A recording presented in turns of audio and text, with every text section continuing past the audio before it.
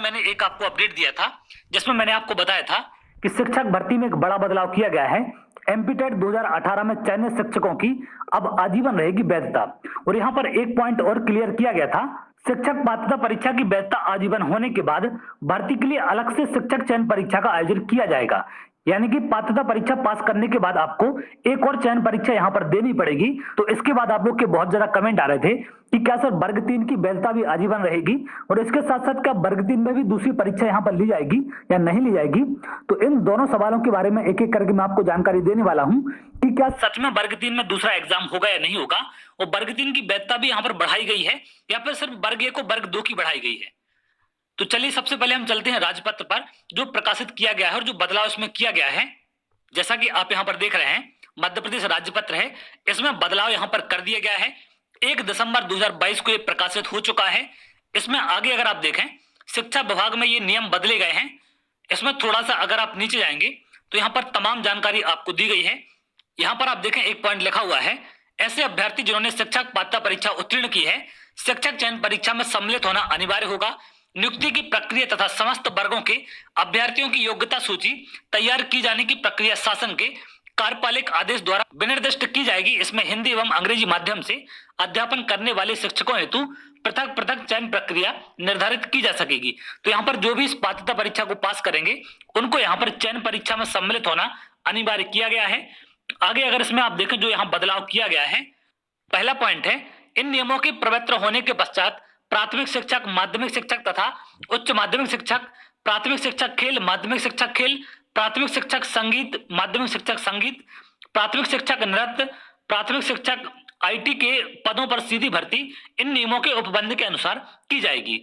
अगला पॉइंट यहाँ पर दिया गया है सेकंड नंबर का, शिक्षक पात्रता परीक्षा जो इसमें इसके पश्चात पात्रता परीक्षा के नाम से निर्दिष्ट है, विहित प्रक्रिया अनुसार संचालित की जाएगी। यह पात्रता परीक्षा शासन द्वारा विहित अभिकरण द्वारा संचालित की जाएगी। पात्रता परीक्षा की वैधता आजीवन रहेगी। वर्ष 2018 एवं इसके बाद आयोजित पात्रता परीक्षा के लिए आजीवन वैधता लागू होगी। तो वर्ष 2018 एवं 2018 के बाद जितने भी पात्रता परीक्षाएं हुई हैं उन सब की वैधता यहाँ पर आजीवन कर दी गई है। यानी कि वर्ग 3 की वैधता भी आजीवन कर दी गई है, क्योंकि वर्ग 3 की परीक्षा आपके 2020 में है तो उसकी वैधता को यहाँ पर बढ़ाकर आजीवन कर दिया गया है। अब बात करते हैं कि क्या वर्ग 3 की दूसरी परीक्षा ली जाएगी या नहीं ली जाएगी। जैसा कि इसमें बोला गया है कि अलग से चयन परीक्षा में सम्मिलित होना अनिवार्य है। तो सबसे पहले हम वर्ग 3 की विज्ञप्ति पर चलते हैं। जैसा कि आप यहां पर देख रहे हैं, कार्यालय लोक शिक्षण संचालनालय मध्य प्रदेश की तरफ से यह विज्ञप्ति 27/10/2022 को जारी की गई थी।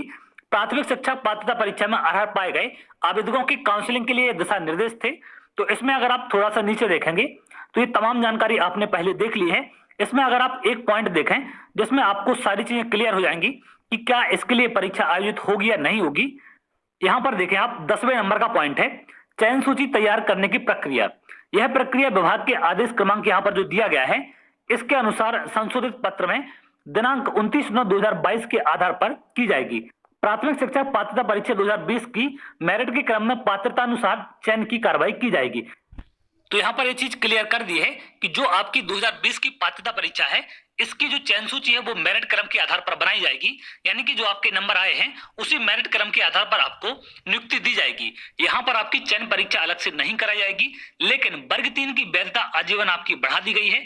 तो आगे आने वाली जो भर्ती परीक्षाएं होंगी उसमें आपको पात्रता परीक्षा में ना बैठकर सीधे चयन परीक्षा में बैठाया जाएगा और उसके नंबरों के आधार पर आपको वहां पर नियुक्ति दी जाएगी।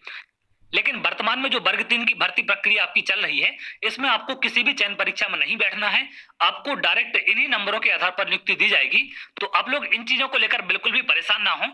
जो भी अपडेट निकलकर सामने आता है उसके बारे में कंप्लीट जानकारी आपको हम लोग देते हैं। तो उम्मीद करते हैं